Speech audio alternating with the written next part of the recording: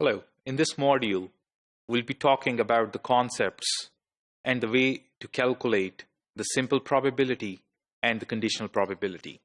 Let's start with an example where we want to investigate the effect of age at onset of bipolar disorder on the course of the illness. One of the variables investigated was family history of mood disorder. In the table given below, we have some frequencies obtained from different individuals. Here, there are two groups. The group 1 talks about the early onset, which is 18 years or younger. And group 2, that's talk about later age onset, which is later than 18 years.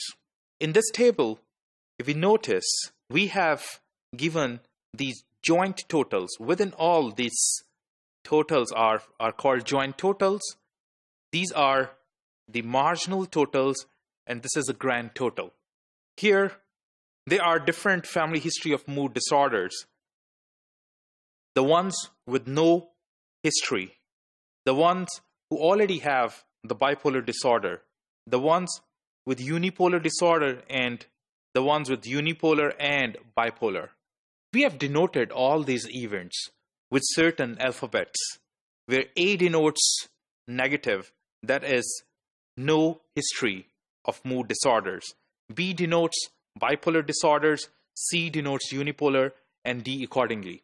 Moreover, since we've divided our data into two groups, there are early age onset, which is in the first column, and it is denoted by an event E, and the later age onset is denoted by an event L. If we talk about this 28, then there are 28 individuals out of 318 who do not have any family history of mood disorder, but they do have the early age onset of bipolar disorder. So we'll look into this data to calculate the different probabilities out of it.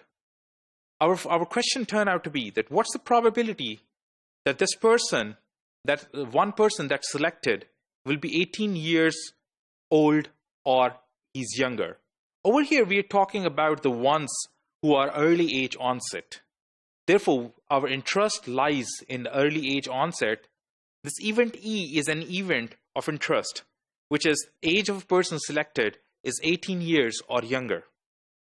Hence, the probability of E equals number of early age onset divided by the overall sample space, which is the total number of subjects. In our data, the people who have early age onset are 141. Therefore, N of E turned out to be 141, and N of S is the grand total. It's the whole sample space, which is 318. Therefore, the answer turned out to be 0.4434. Therefore, we can say that there are 44.34% chances that a person having age 18 years or younger will get a bipolar disorder in our data. Further, we'll talk about the joint probability. Joint probability, sometimes we want to calculate the probability for the subjects having two different situations at the same time. Then we talk about the joint totals, and using those joint total, we calculate the joint probability. Here in this example, if we take that what's the probability that a person picked at random from 318 subjects, that is our grand total, which is our sample space as well, will be early and will be a person who has no family history of mood disorder. Here, our interest is in two events at the same time. The first is early onset, and the second event is no family history of mood disorders. Here, the key word in this statement is this AND. This AND operator is called the intersection. This represents that if both the events are happening at the same time. So therefore, for this problem, we need to calculate the probability of early age onset and A and A refers to an event that a person has no family history of mood disorders. To calculate this probability, we look at the joint total, and if we look at our data, there are 28 individuals who have both the characteristics. They have no family history of mood disorder and they are early age onsets. So therefore, probability of E intersection A equals to N of E intersection A divided by N of S, whereas number of this joint total is 28 divided by the grand total, which is 318. Hence, the probability turned out to be 0.0881.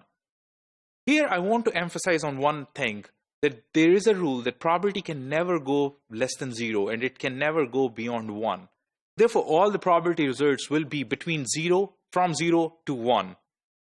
So over here in this data, we can see that there are 8.81% chances that a person who do not have any family history of disorder, and he will get early onset of this bipolar disease.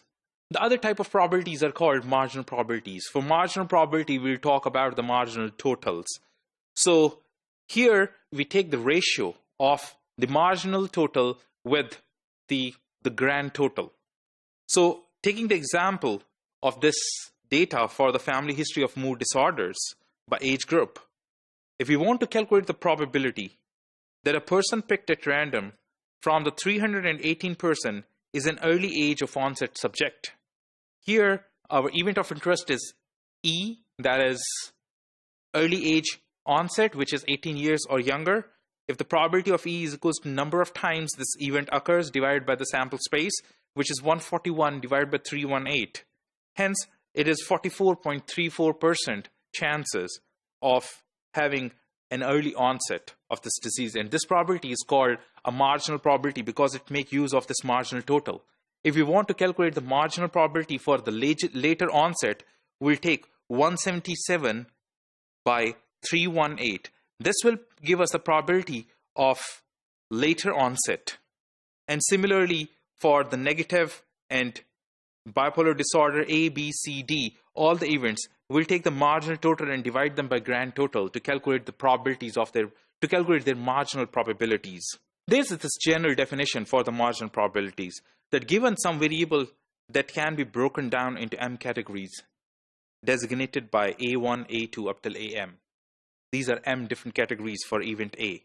And another jointly occurring variable that is broken down into N categories, designated by B1 up till Bn.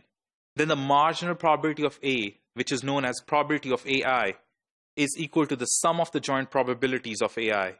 So we'll look at the example and observe it, that how it works.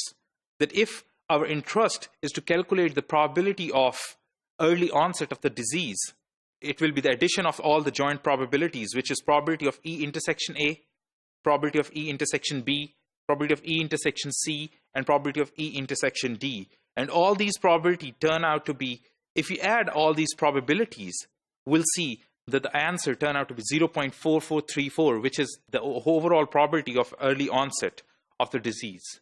There is this other type of probability that's called the conditional probability. The conditional probability of an event A, given that B is equal to the probability of their joint occurrence divided by the probability of their marginal occurrence, given that the marginal probability, that's probability of B, is non-zero. So in our example, we are interested in finding out the probability that a subject has no family history of mood disorder, given that the selected subject is early. So over here, this keyword is the given. Given is given. Whatever the event that comes after the given is the event that actually happened before. So over here, this is a conditional probability, which can be written as probability of A given E. This line up there is a symbol to talk about the given. So probability of A given E equals to the joint probability divided by the marginal probability, and it turned out to be 0.1986.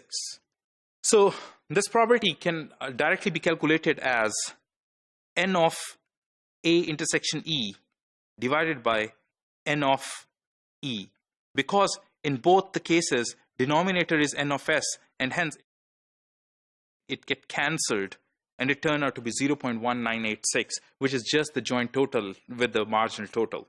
The set of all possible outcomes may constitute a subset of the total group. The size of the group of interest may be reduced by conditions not applicable to the total group. So when probabilities are calculated with the subset of the total groups as a denominator, the result of it will be a conditional probability. Thank you.